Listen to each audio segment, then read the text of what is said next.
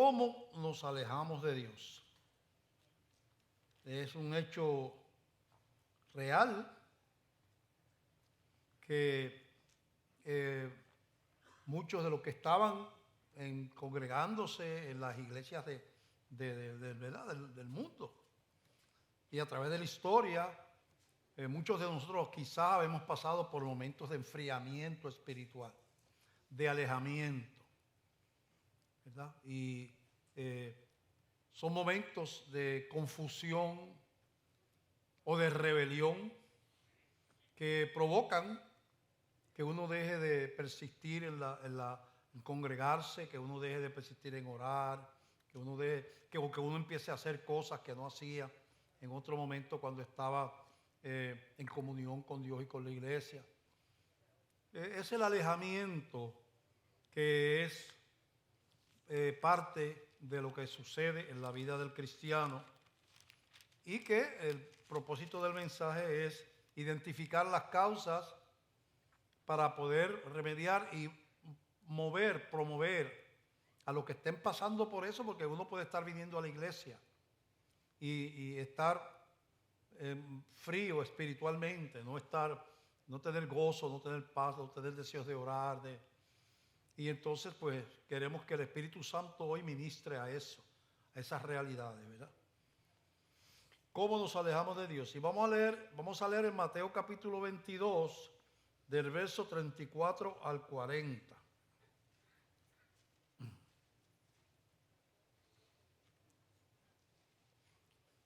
La vida cristiana tiene dos dimensiones: la vida terrenal, espiritual, la relación con Dios y la relación con la gente.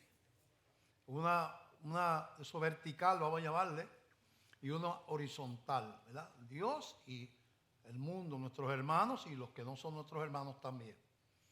Así que vamos a leer lo que dice Jesucristo, Mateo 22, del 34 al 40. Entonces los fariseos, oyendo que había hecho callar a los saduceos, se juntaron a una, y uno de ellos, intérprete de la ley, preguntó por tentarle diciendo: Maestro, ¿cuál es el gran mandamiento en la ley? Jesús le dijo: amarás al Señor tu Dios con todo tu corazón y con toda tu alma y con toda tu mente. Este es el primero y grande mandamiento. Y el segundo es semejante: amarás a tu prójimo como a ti mismo. De estos dos mandamientos depende toda la ley y los profetas. Padre, te damos gracias por la palabra. Ayúdanos a proclamarla de manera que sea para edificación de la iglesia y nuestra también, Señor. Ponemos esta palabra, este mensaje en tus manos, en el nombre de Jesús. Amén, amén.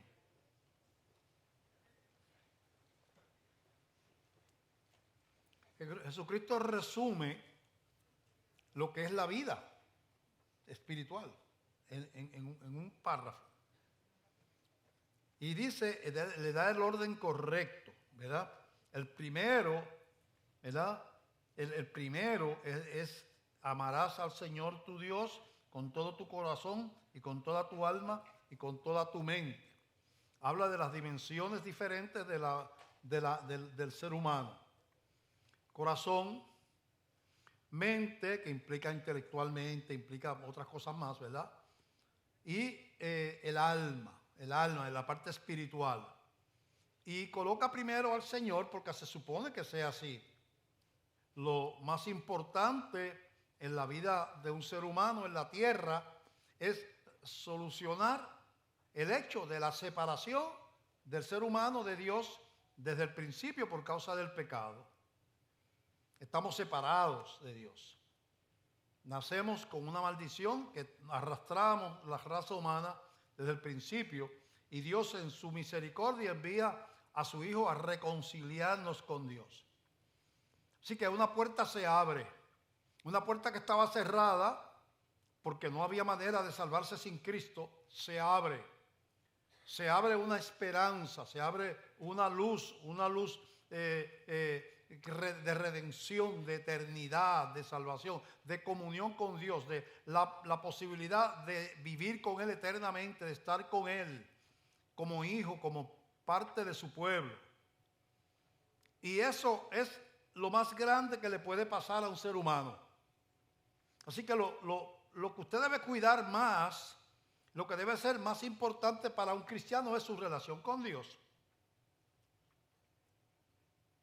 De hecho, Jesús era bien dramático, bien radical. El que ama a padre, madre, hijo más que a mí, no puede ser mi discípulo. O sea, hay que entender que con todo lo que uno ama, a su papá, a su mamá, a sus hijos, a su esposa, a su esposo, lo que sea, con todo eso, nada es más importante que amar a Dios. ¿Sabe por qué? Porque millones de gente que aman a su esposa, a sus hijos y a sus esposas, se van al infierno porque no le entregan la vida a Cristo.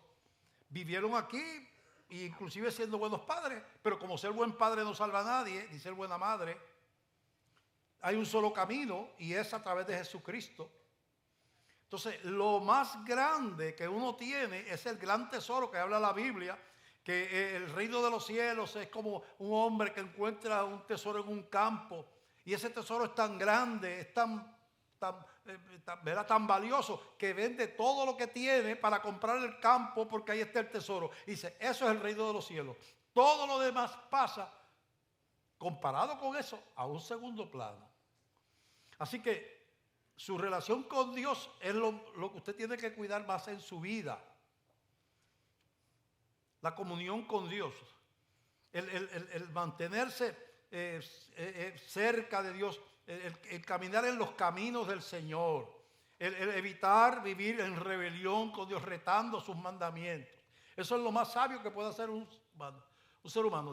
Dice la Biblia, el principio de toda sabiduría es que el temor a Dios. Mira lo que dice, el principio de toda sabiduría es el temor. Toda la sabiduría de los filósofos griegos, de los científicos, de todo usted puede sumar todo lo que usted quiera. Pero lo más sabio de todo, más que enviar un hombre a Marte o a la Luna o a Júpiter, no se podrá enviar nunca un hombre a Júpiter. No solo por lo lejos, sino porque es cientos de veces más grande que la Tierra. Su gravedad es, por lo tanto, cientos de veces más grande que la de la Tierra. Y una vez un hombre llega allí, queda aplastado instantáneamente. De acuerdo a la masa, es la gravedad. La Luna tiene una sexta parte de la masa de la Tierra, por lo tanto, es una sexta parte de la gravedad. Usted pesa una sexta parte en la Luna de lo que pesa en la Tierra. ¿Por qué? Porque la Luna es una sexta parte del tamaño de la Tierra. Y la gravedad está relacionada con la masa, ¿verdad? Así que esto es así. Espiritualmente hablando, lo más grande es la relación. Por eso Dios en Jesucristo dice, primer mandamiento, amarás al Señor con toda fuerza de tu alma, de tu espíritu, de tu mente. O sea, lo coloca primero. Cuida eso. Cultiva esa relación. Porque es el tesoro más grande que tú tienes. Si eres cristiano. Si no eres cristiano, estás aquí o nos ves por los medios de comunicación. No hay conquista terrenal que se pueda comparar. Puedes tener 7 doctorados, 1.000 millones de dólares, ser el presidente de la nación, y si no tienes a Cristo eres un fracasado. Mira lo que estoy diciendo. 1.000 millones de dólares, presidente de la nación, famoso, hermoso o hermosa, lo que sea, todo eso junto. Y si no tienes a Cristo, no tienes salvación, eres un fracasado. ¿Sabe por qué? Porque si tienes 50 años, te quedan con suerte 25, que es el promedio de vida en Puerto Rico. 75, y con más suerte te quedan 40, 30. Algunos, como doña Elsie, pues se siguió por ahí para abajo. Tiene 97, doña Elsie. Yo voy corriendo detrás de ella, pero me faltan todavía. Entonces, eso es lo más grande.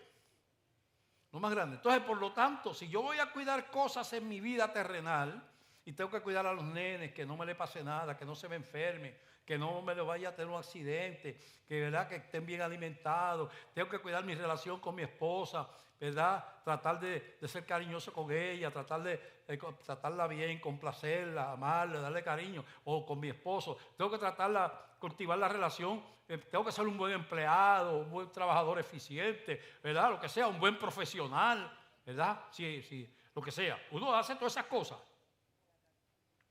Pero nada es más importante que tu relación con Dios.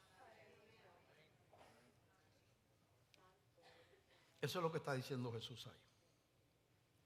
Ahora, la realidad es que constantemente hijos de Dios se alejan, se enfrían.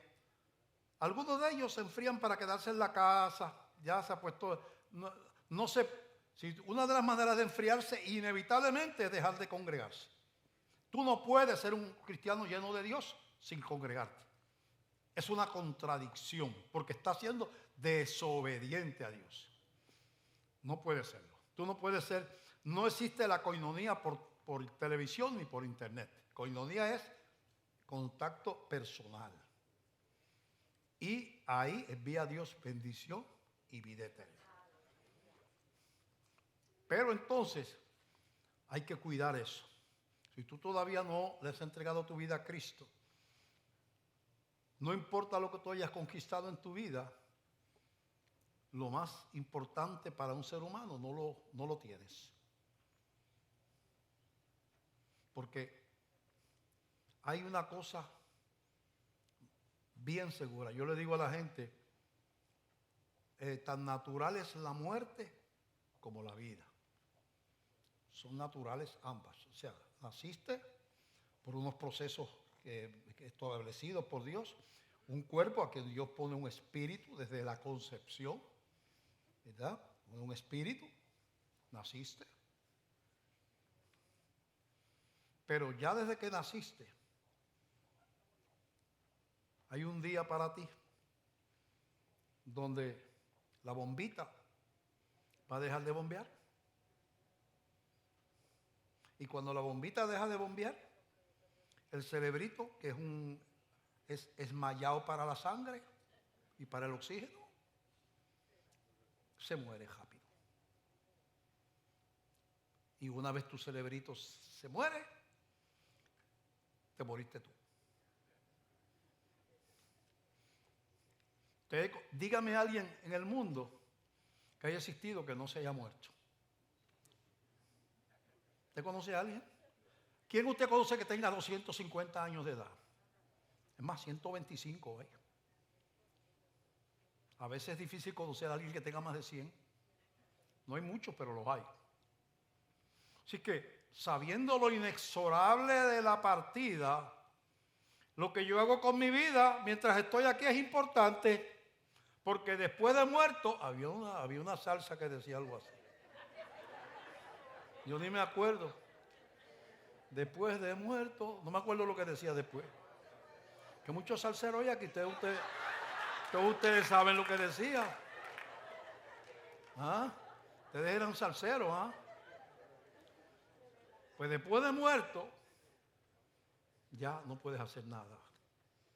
Te pueden levantar, te pueden prender 800 velas, hacerte 1000 oraciones, echarle agua al féretro. Y está, just too late. Eso, así que hay que entender eso.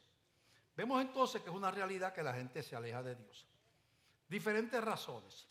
Hay un pasaje en la Biblia, en Lucas capítulo 15, del verso 11 en adelante, que tiene como título la parábola del hijo pródigo. Y una parábola es un estilo literario que usaba mucho Jesús, que es el que está narrando esto, donde él narra una historia que es alegórica, que representa otra cosa. Pero el narrar una historia de algo para revelar una verdad, eso es un principio, eso es una parábola. Y esa parábola se llama la parábola del hijo pródigo. En esa parábola, el padre es Dios, aunque ahí es un dueño de una finca, de una hacienda. El hijo es cualquiera de nosotros, aunque en esa parábola es el hijo del dueño de la hacienda. Así como que está narrando un muchacho que se fue de la casa, ¿verdad?, a vivir perdidamente. Realmente es una enseñanza de lo que pasa cuando nos alejamos de Dios. Dice así la parábola del hijo pródigo, 15, 11 al 24. También dijo Jesús, ¿verdad? Un hombre tenía 2 hijos. El menor de ellos dijo a su padre: Padre, dame la parte de los bienes que me corresponde, y les repartió los bienes. El menor, no se supone que primero le heredara primero que el otro. Segundo, el papá no se había muerto. Así que él lo que quería era escapar de la casa, ¿verdad? Irse de ahí. No muchos días después, juntándolo todo, el hijo menor se fue lejos a una provincia apartada y allí desperdició sus bienes viviendo perdidamente.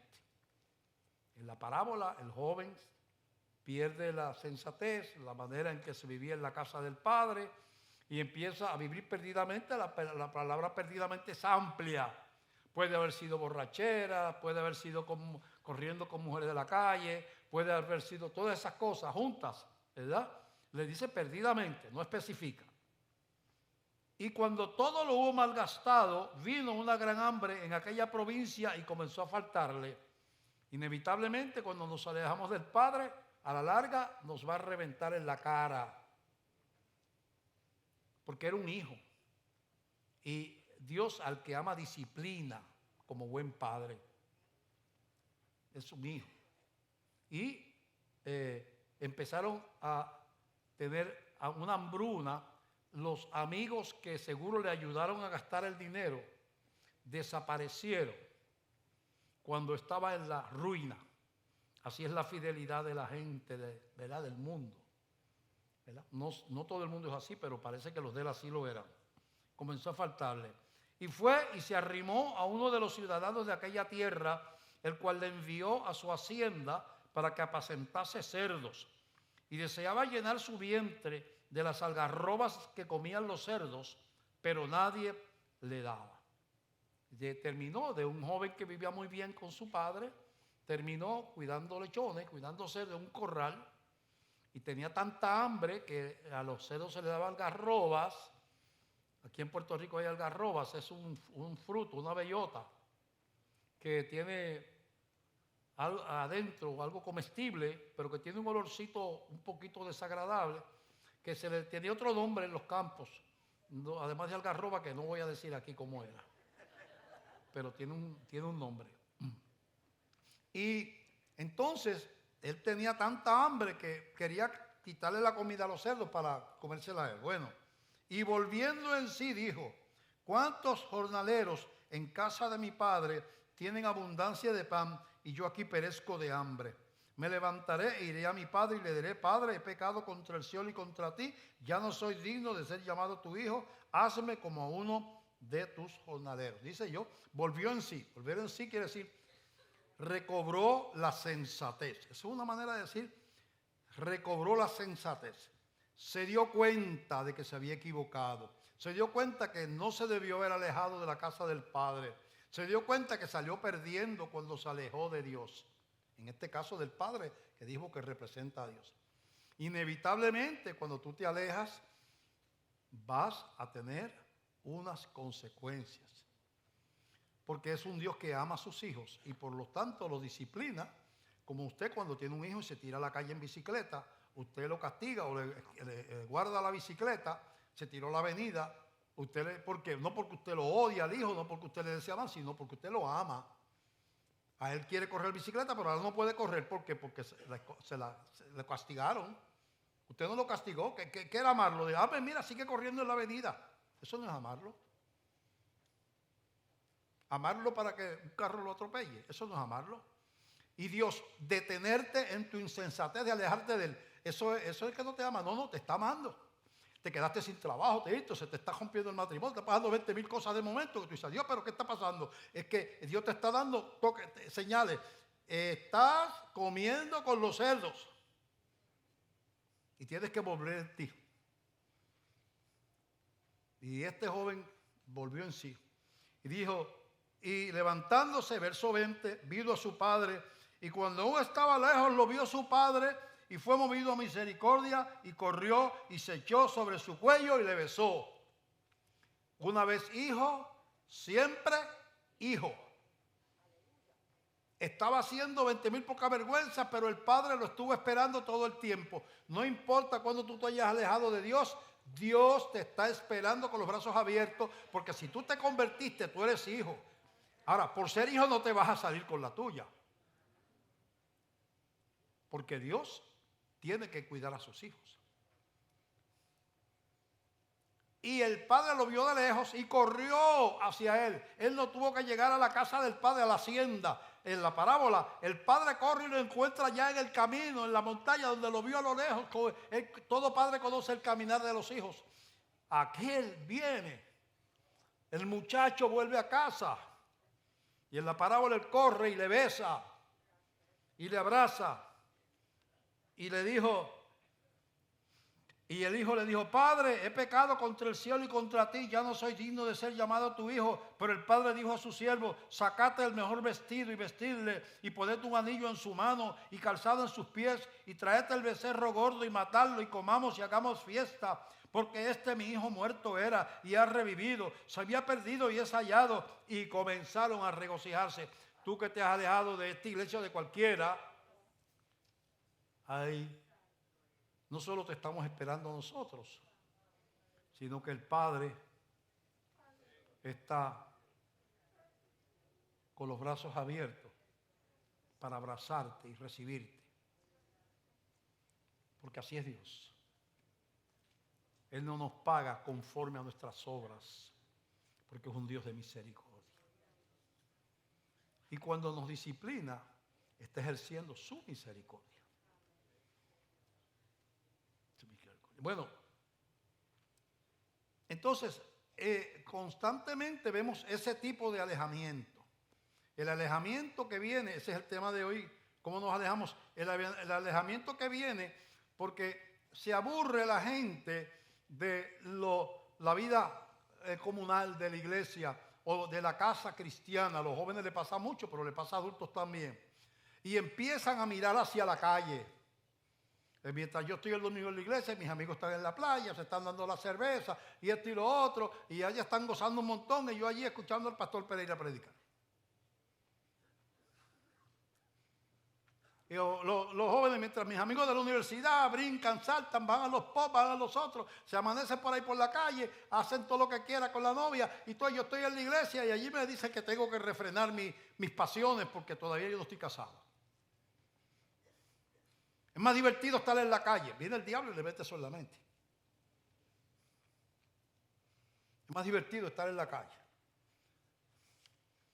Y el problema del pecado es que el pecado, la gente dice el pecado es malo espiritualmente, pero puede ser bueno y deleitoso.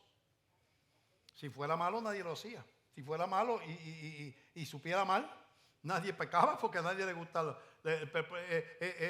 Puede ser grato estar en un grupo de amigos embriagándose, puede ser grato estar con una mujer que no es la de uno, puede ser placentero, es pecaminoso, no se supone que se haga, pero en cuanto al cuerpo, puede ser tentador. Ese es el problema de la pornografía, que la pornografía aplica a las pasiones que están en nuestros miembros, que están ahí, built-in, como dicen lo de esto.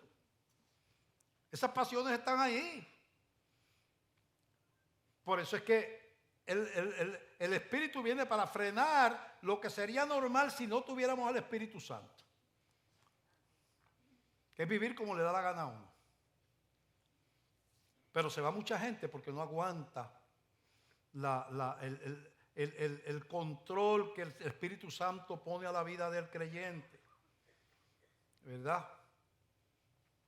A mí no fue fácil dejar la bebida, porque yo estaba ya alcoholizado. Entonces yo me convierto al Señor, pero no dejé la bebida primero para convertirme después. Yo me convertí primero. Pero seguía bebiendo al principio. fumando. Llegaba escondiendo los cigarrillos a la iglesia. Y marcando chicle, porque llegaba con... El sábado me había bebido hasta las lágrimas. Y llegaba el domingo acompañando a mi esposa, pero con el aliento todavía. Y ahí Dios empieza un proceso del Espíritu Santo a yo darme cuenta que era incompatible ese tipo de vida que yo llevaba con una vida de agrado al Señor. Y vienen entonces las negaciones, que es una obra del Espíritu Santo, que te hace ver claro esto no puede continuar. Eso tiene que terminar. A Dios no le agrada lo que tú estás haciendo, ¿verdad? Pero yo estaba allí sentado y con aliento. El chicle ayudaba.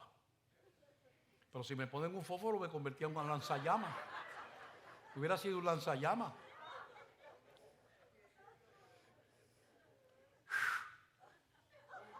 Un dragón. Pero Dios me amó. Fue paciente conmigo. En mis luchas, mis hermanos de la iglesia me ayudaron. Me aconsejaron. Nosotros te amamos, pero esta parte de tu vida tienes que trabajar con esto. Porque la iglesia no es un asilo de santos, en un sentido sí, porque somos santificados por la sangre de Cristo. Pero en la realidad humana es un hospital de pecadores. Como me dijo alguien, si hay una iglesia perfecta, el día que yo me haga miembro se rompió la perfección porque llegué yo ahí. Usted está buscando una iglesia perfecta, cuando la encuentre usted la dañó, porque usted no es perfecto. Bueno, estoy cambiando de tema, desvariando.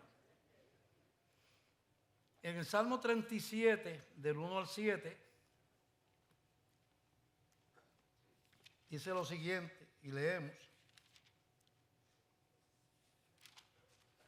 Ya estamos por aquí. Dice, no te impacientes a causa de los malignos, ni tengas envidia de los que hacen iniquidad. Escucha lo que está diciendo. Pero que él es un sinvergüenza, pero mira el carro que tiene. Ese carro vale como 150,000 pesos. Un bandido. El que le va bien. Y yo que estoy en la iglesia. En un carrito que puede usarse para matar mosquitos porque bota humo por detrás. Pero yo quisiera hacer... No, espérate. No te impacientes. Velo espiritualmente. Ese tiene sobre su cabeza una sentencia que dice, muerte, infierno, diablo. Y tú tienes sobre tu cabeza, si eres cristiano, vida eterna, gloria, comunión con Dios, morada celestial. No te impacientes con el maligno, no lo envidies. No lo envidie. Porque como hierba serán pronto cortados y como la hierba verde se secarán. Mira, está usando una comparación con la realidad de la naturaleza. Confía en Jehová y haz el bien y habitarás en la tierra y te apacentarás de la verdad. Deleítate a sí mismo en Jehová y Él te concederá las peticiones de tu corazón. Encomienda a Jehová tu camino y confía en Él y Él hará. Exhibirá tu justicia como la luz y tu derecho como el mediodía. Guarda silencio ante Jehová y espera en Él. No te alteres con motivo del que prospera en su camino, por el hombre que hace maldades. Mucha gente se va porque empieza a envidiar lo que hacen sus amigos o sus amigas no cristianas. Pues está diciendo aquí, no mires para allá porque parece bonito. En el libro El progreso del peregrino de Juan Bunyan le habla de la feria de vanidades. Y el mundo puede ser una atracción peligrosa. En Primera de Juan, capítulo 2, capítulo 2, primera de Juan, capítulo 2, verso 15 al 17. 15 al 17, no 13, 15. Mira lo que este consejo del apóstol Juan a ti y a mí. No améis al mundo ni las cosas que están en el mundo. Si alguno ama al mundo, el amor del Padre no está en él. Porque todo lo que hay en el mundo, los deseos de la carne. ¿Sabe lo que son los deseos de la carne? Los apetitos de la carne, ¿verdad? Los deseos de los ojos, que tiene que ver con la vanagloria, el orgullo. Y la vanagloria de la vida no proviene del Padre, sino del mundo. Y el mundo pasa y sus deseos, pero el que hace la voluntad de Dios permanece para siempre. La feria de vanidades de Juan Bonján era como un sitio donde había como muchas vitrinas. Lo que él lo quiso ilustrar, como cuando usted va a un centro comercial, las vitrinas están diseñadas para que usted le guste algo de ahí y entre. No es que ellos no quieren tener una exhibición de trajes, de zapatos. Ellos lo que quieren es que algo que usted vea ahí, oye, mira qué zapatos lindos, y se metió para adentro. Pues la feria de vanidades en el libro era como una feria donde habían atractivos de la carne, del mundo, ¿verdad? Usted se imagina que yo voy por allí y allí veo una tremenda mujer, me hace, tiene que estar loca para hacer eso. Yo estoy casado, pero en la feria de vanidades eso no importa. Sigo caminando, más adelante veo 4 o 5 personas con una botella en la mano, fiesta, y dice, vente para acá, echa para acá, esto está bueno aquí. Sí. La fiesta, el licor, de esto. Más adelante sigo y hay una persona que tiene rico más patos, está nadando en una piscina de oro y de monedas y de billetes. Chacho, con esto yo me consigo lo que me da la gana. ¿Qué Dios ni Dios? Vente a seguir detrás del dinero. Vente. Y así. El mundo es una feria de vanidades. Leímos ya lo dejé ahí. Leímos leímos ya primera de Juan del 15 al 17, ¿verdad? Entonces, ¿qué es lo que algunos de las personas, entonces hay algo que es esencial en la relación con Dios, que es el motor de todo lo demás que sucede. La Biblia dice que la fe todo es por fe. Me dice que lo que no es de fe es pecado. Hay un versículo que dice así, ¿verdad? Entonces, de fe. De hecho, la definición de fe en Hebreos 11:1, la fe es la certeza de lo que se espera, la convicción de lo que no se ve. ¿Verdad? Es importante. Yo tengo que tener una fe con convicción, ¿verdad? Y en Hebreos 11, este es bien importante, este verso. En Hebreos 11:6 dice, pero sin fe es imposible agradar a Dios, porque es necesario que el que se acerca a Dios crea que le hay, que existe, que está presente. La fe es un Dios presente, un Dios que está aquí ahora, que le hay y que es galardonador de los que le buscan. Pero sin fe es imposible agradar a Dios. En otras palabras, la meta del cristiano es ver a Dios, no visiblemente, ¿verdad? Sino ver a Dios por la fe. En el hogar, en el trabajo, en la iglesia, en la calle. Ver a Dios. Dios está conmigo. Dios, de hecho, la ley dice que Dios mora en el creyente. No solamente que Él es omnipresente. Dios está en todas partes. Aún en un prostíbulo está Dios. En un punto de droga. Porque Dios es omnipresente. O sea, no hay un lugar del universo que Dios no esté. Esa es la presencia omnipresente de Dios. Pero la presencia manifiesta en bendición está en los creyentes, aquí en la tierra. Lo único en la tierra que pertenece a Dios es la iglesia. Ni siquiera las instituciones de caridad que no son cristianas. Lo único. A lo que él le llama pueblo mío, esposa, es a la iglesia. Lo que se levanta con él al final del tiempo, según la Biblia, es la iglesia, los redimidos del Señor. Ustedes saben comentarios que yo he hecho aquí, que a veces como que han mirado raro. Yo le he dicho a ustedes aquí, yo le he dicho, lo mejor que le puede pasar a un cristiano es morirse. Pastor, pues hágalo usted, yo no lo pienso hacer todavía. Pero filosóficamente hablando, yo estoy diciendo, y teológicamente estoy diciendo una gran verdad. Todo el propósito de una carrera de 1500 metros, de 5000, de 10.000 metros de maratón es llegar a la meta. La carrera no tiene sentido si tú te paras a mitad. Pero vamos a darle medio premio a ese. No, o llegas a la meta o no llegas a la meta. Y la meta del cristiano, la meta final del cristiano es llegar a la presencia de Dios.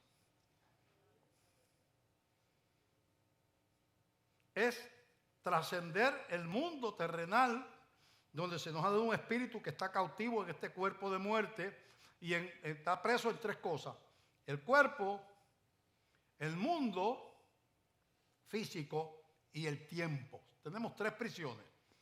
El cuerpo físico, que ese, cuando el espíritu no tiene las limitaciones del cuerpo, y tengo que estar en un sitio, en un lugar, tengo hambre, tengo esto, tengo un montón de necesidades. Eso espiritualmente no hay necesidades de ese tipo. El espacio, estoy en Ponce, en la Iglesia Bautista de Gremio, no estoy en Juana Díaz, ni en San Juan, ni en Nueva York, ni en China. Estoy aquí, cautivo a un sitio en específico. Y el tiempo, estoy en el 2022. ¿A cómo estamos hoy? Que yo nunca me acuerdo. A 11. Estoy apresado en el 11 de diciembre del 2022. Ya el 10 se pasó y no vuelve a repetirse más nunca. Y el 13 no ha llegado todavía. Así que ni tengo injerencia en el 13, o sea, no tengo manera de vivir el día 13 porque no ha llegado. Y no tengo manera de repetir el día 9 o el 10 o el 7 o el 1978 porque ya eso pasó y no vuelve a pasar más. Por eso le habla libertad gloriosa de los ojos de Dios, de los hijos de Dios. Dios no tiene limitaciones porque Dios, si ponemos la creación como una burbuja, Dios eterno, y eterno antes de existir la creación y después también, crea. Ahí empieza la burbuja. Ahí la primera raza humana, los primeros animales, de esto y lo otro. La historia corriendo, hasta que al final de la burbuja, dice la Biblia, se va a la iglesia, el mundo, dice en Pedro, explota, se derriten los elementos ardiendo. Esta tierra desaparece. En esa burbuja está uno viviendo en un cuerpo, en un tiempo determinado de la historia y en un espacio determinado de la tierra. Dios, sin embargo, está fuera de la burbuja. Para Él es lo mismo mirar 1.000.000 de años atrás que mirar 1.000.000 de años después. Conoce todo lo que pasó y conoce todo lo que va a pasar, porque está fuera. Nosotros estamos... ¿Cómo nosotros podemos salirnos afuera, sentarnos en lugares celestiales? Por la palabra de Dios. Entonces yo puedo ver al mundo, me siento con Dios y digo, mira lo que dice tu palabra. Mira, ahí está la época mía. Yo nací ahí, en este año. Estoy viviendo este día de hoy. Papá, en algún momento yo voy a morir. Viene en tribulación, mira lo que dice la Biblia. Veo ahí que viene Cristo bajando. Veo a los cristianos de toda la historia levantándose, encontrarse con Cristo. Y veo que la tierra, tú te sientas allí. Señor, y durante todo ese tiempo, tú has estado conmigo. La Biblia dice que Él nos escogió antes de la fundación del mundo. Quiere decir que yo tengo que irme acá con Él, antes de Adán y Eva, antes de la fundación del mundo, antes de haber tierra. Si tú ves esto acá, que no hay ni tierra siquiera, ya en mi sabiduría eterna, tu nombre estaba en mi corazón. yo te conocía antes de tú conocerme. Eso dice la Biblia. Según nos escogió en Él antes de la fundación del mundo. Entonces, yo digo, ven acá. Pero yo me alejo de Dios. ¿Por qué? ¿Qué puede haber en el mundo que sea más importante que tener comunión con el Creador del universo? Con el que me amó, con el que me espera, con el que está conmigo todos los días. ¿Hay alguien o algo que sea más importante que eso? Bueno, el mundo te puede hacer creer que sí. El engaño, la tarea del diablo, ¿sabe cuál es? Él es el que te monta la feria de vanidades, donde están las tentaciones. Te hace así.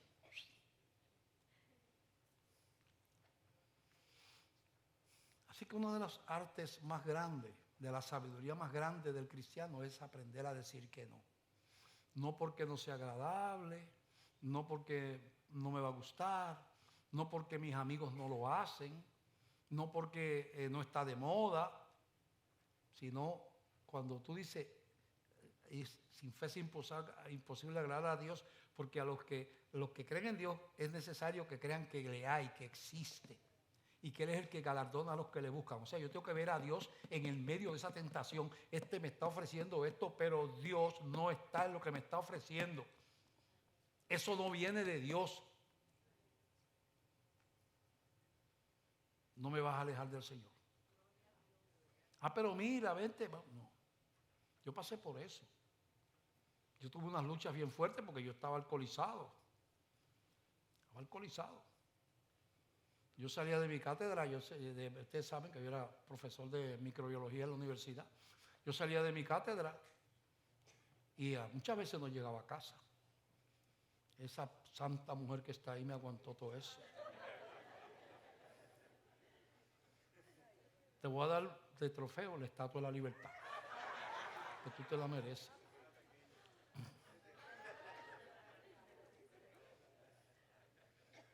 Pero no fue fácil. Yo tuve una infancia y una juventud bien loquilla, desde jovencito. Y yo siempre le decía al primer grupo, yo tengo la impresión que Satanás sabía mi llamado de alguna manera. Porque a mí me tiró con todos los hierros. No solamente el barrio que me crié, que es un barrio de belloneras y de billares y de poca vergüenza,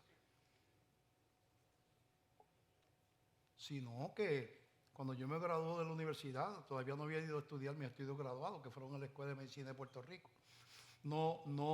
Todavía no había, pero ya conseguí trabajo. Y los que todos no saben cuál es el primer trabajo, Satanás me quería destruir. Yo que vengo de la calle. Y el trabajo que consigo era epidemiología de venerias. ¿Qué es veneria? Enfermedad de transmisión sexual. Y en Ponce habían bares, que ahora yo no sé si queda alguno, pero habían varios, muchos. Lo podría citar por nombre porque yo lo tenía que visitar. Y mi trabajo, entre otras cosas, era ir a los prostíbulos que abrían después de las 10 de la noche, a citar a las mujeres que habían clínicas de venerias, en lo que llamaban la Unidad de Salud Pública, y tenía que citarlas para reducir la contaminación de veneria. Tenían que hacerse un examen cotidiano y yo la tenía que obligar a ir, a darle una cita y hacerse prueba de VDRL para la sífilis y de un smear o algo para la gonorrea. Tenían que hacerse las pruebas. Entonces, pues, un muchacho de 20 y pico de años metió un prostíbulo a las 3 de la mañana, porque así era que estaba abierto, a las 12, a las 1, a las 2, a las 3 de la mañana. Entonces yo digo, bueno, pues yo pude haber convertido en uno que hacer de eso mi vida, de ese mundo. Pero ahí, pues, Dios me saca de allí para entonces conseguir la beca para los estudiantes de la Escuela de Medicina. Y ahí se acabó eso. Pero me estaba tirando fuerte. No es fácil. Tú vienes de la calle y estás metido en el prostíbulo. Eso no es fácil. Y Dios me guardó, Dios me mantuvo ahí y me sacó. Seguí con la bohemia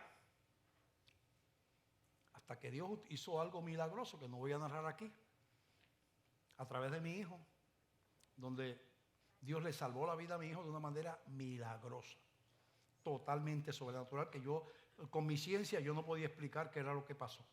Todavía no lo puedo explicar. No lo puedo explicar. Y eso me quitó los argumentos y empecé a acompañarlo allá a la iglesia. Me expuse a la palabra y aquello, yo luchando con ella, ¿verdad? Mira, tiene luchando y ella orando por mí, luchando por mí. Hasta que los argumentos fueron cayendo uno por uno.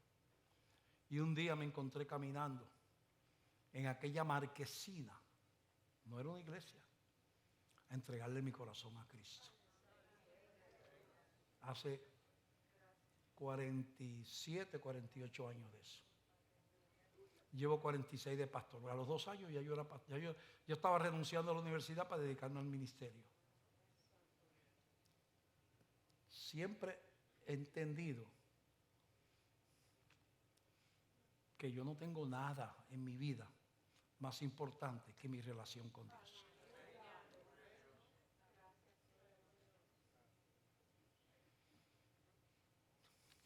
Bueno, además de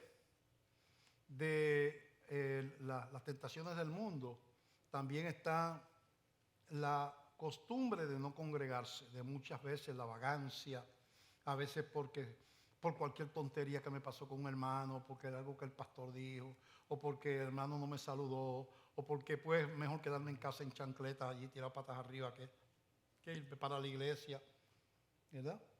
Pero yo le voy a decir algo, todo el que se aleja de la congregación, de una congregación, termina enfriándose a la larga. No hay cristianismo solitario, no existe. Es un acto de desobediencia, porque la Biblia dice que nos tenemos que congregar. Es un acto de desobediencia el no congregarse. Y yo comparo esto con una hoguera de carbón. Usted va a hacer algo, una barbacoa o algo de carbón. Usted no pone un carboncito aquí, otro acá, otro acá, otro acá, otro acá, y prende este, prende aquel, prende aquel. Usted lo pone en un montoncito en el medio y pega fuego, y una vez usted enciende el medio, eso empiezan a encender los demás carbones que están alrededor. Necesitamos, la Biblia dice que no dejemos de congregarnos. La iglesia no es una invención del pastor, es una invención de Dios. Las congregaciones las inventó Dios. Y usted no puede decir, Dios, tú tienes este plan de que estemos en una iglesia. ¿Sabe lo que pasa? Que estar en una congregación es lo mismo que vivir bajo un hogar donde hay papá y mamá. Donde hay papá y mamá, la Biblia dice que estamos bajo autoridad. Y la autoridad, dice la Biblia, la tienen papi y mami. Y eso le molesta a veces a uno. Uno quiere ir a algún lado y los papás no lo dejan ir. Y esto y lo otro, uno, ¿verdad? Pues otros amigos de uno van y uno está, ¿verdad? Pero si uno va a mirar la Biblia, dice, bueno, lo que pasa es que esa autoridad del papá y mamá viene de Dios. Cuando está en una iglesia, usted tiene que funcionar como un cuerpo. Y hay gente que no quiere ceder parte de su independencia. No pueden funcionar como cuerpo. No pueden. Son espíritus libres que no pueden aceptar que el liderato del pastor, la autoridad pastoral, las leyes de la iglesia, el orden de la iglesia. Y empiezan, ustedes saben que eso lo hay donde quiera. No es en la iglesia nada más. Hay gente que son antagonistas compulsivos. Psicólogos, yo no sé si eso existe en el término de allá. Son antagonistas compulsivos. Están en la iglesia, ahí tienen problemas, se van para otra iglesia, ahí tienen problemas, se van para la otra, allá tienen problemas, porque el problema no es esta iglesia, no es esta iglesia, ni esta iglesia. ¿Cuál es el problema? el cristianismo se nutre, según la Biblia, de ceder. El compañerismo cristiano habla de ser solícito en guardar el espíritu. Dice, soportándoos los unos a los otros en amor. La palabra soportar implica que a veces no va a ser fácil. El hermano no es como yo quería. Aquel hermano no saluda a nadie. Aquel me contestó mal. Entonces la Biblia dice, tienes que superar las debilidades de los hermanos. Tienes que amar lo suficiente para ser un agente de paz en medio del carácter de humano que tiende a ser conflictivo en todos los ámbitos, hasta en el hogar. En los hogares son mucho menos que en la iglesia. Nacieron en la misma casa y pelean. Ahora imagínense todos los hogares, historias de vida, los traumas que tenemos aquí juntos en el día de hoy. Maltratos, abandonos, traiciones, todo eso está mezclado aquí. Y el Señor me dice, ajá, sí, cuéntame, me echaron, mi mamá me abandonó, mi papá me daba bofetadas todos los días, mi mujer me dejó y se fue con otro. Ajá, ya terminaste, ok. Tienes que amar a tus hermanos. Y tienes que funcionar como un cuerpo. Y tienen que aprender a amarse. Y el Espíritu Santo es el único que les puede ayudar a eso. Ahora viene la receta.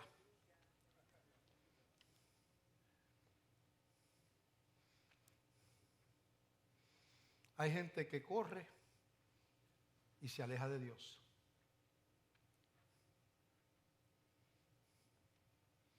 Pero hay un hombre que es un ejemplo, que tuvo el privilegio de conocer la llama de Dios, más que ningún otro profeta de la historia. Dios manifestado en fuego. Ese hombre se llama Moisés. Salió de Egipto huyendo. Se va a vivir a una tierra desértica llamada Madián. Allí se casa y todo. El suegro lo pone a cuidar ovejas en esas tierras áridas. Un día, él está cuidando las ovejas, ve una zarza ardiendo. Y en las tierras áridas, igual que aquí en el sur de Puerto Rico, en cierta época del año, es normal que uno vea fuegos, ¿verdad? Pero había algo raro porque él miró una zarza, que es una mata como espinosa. La miró en llamas y dijo, mira, bueno, eso es que cayó un rayo o algo.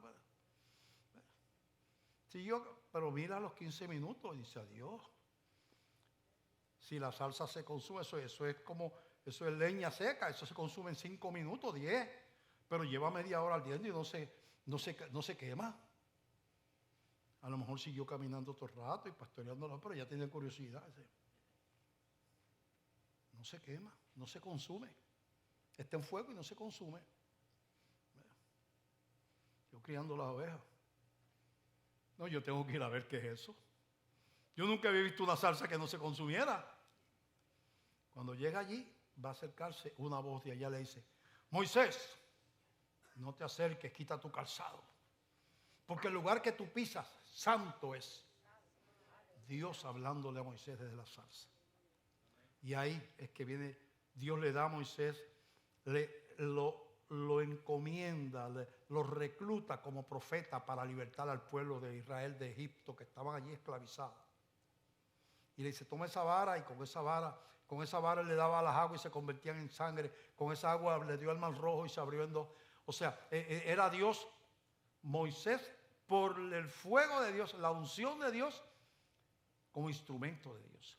Después logra sacar al pueblo de Israel, le da las aguas del mar rojo, se abren, cruzan en seco, llegan al desierto de Sinaí y allí tienen que vivir 40 años. Pero llega al principio de llegar allí, que Dios le habla a Moisés, Moisés, sube al monte, al monte Sinaí, que tengo que hablar contigo. Al pueblo podía subir los sacerdotes, pero se llenaron de terror porque había fuego allá, y truenos y fuego.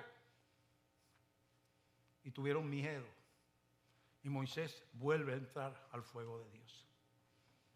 Y allí Dios le da los 10 mandamientos. Y lo encomienda como líder de ese pueblo, prácticamente. Él desciende. Cuando llega al desierto, al tiempo de estar aquí, Dios dice, te voy a decir, tú me vas a hacer un templo a mí en el desierto. y le da las medidas, los materiales y todo. Ellos construyen un templo, aquí está un tabernáculo se le llama, donde iba a estar el arca del pacto. Aquí. Y la presencia de Dios se manifestaba de noche en una llama y de día en una columna de humo.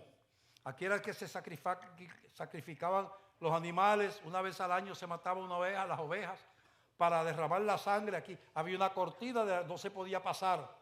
Solamente el sumo sacerdote podía entrar aquí con sangre, representando a Cristo que abre el camino hacia la presencia de Dios. La sangre de Cristo. Ese cordero, pues a Jesús se le llama el cordero de Dios que quita el pecado del mundo. Entonces, Moisés, el pueblo estaba en las tiendas, pero Moisés salía de las tiendas, de la vivienda, y llegaba hasta el tabernáculo. Y dice, cuando Moisés llegaba al tabernáculo, la llama de fuego encendía y Dios hablaba con Moisés. En un momento determinado, Dios se enoja con el pueblo y le dice, Moisés, yo les prometí que lo iba a entrar a la tierra prometida y lo voy a hacer, pero yo no voy con ustedes, porque esto es un pueblo rebelde. Y Moisés le dice a Dios, Señor, si tú no vas, yo me quedo aquí en el desierto contigo. Yo no quiero, allí no hay nada, no hay hierba, no hay animales, no hay agua, pero yo prefiero el desierto contigo que la abundancia de allá de río, agua, olivo, trigo, ovejas, animales. No, yo quiero estar contigo aquí en el desierto. Tu presencia es más valiosa que la tierra prometida. Se enamoró del fuego de Dios. Y ahora viene la receta.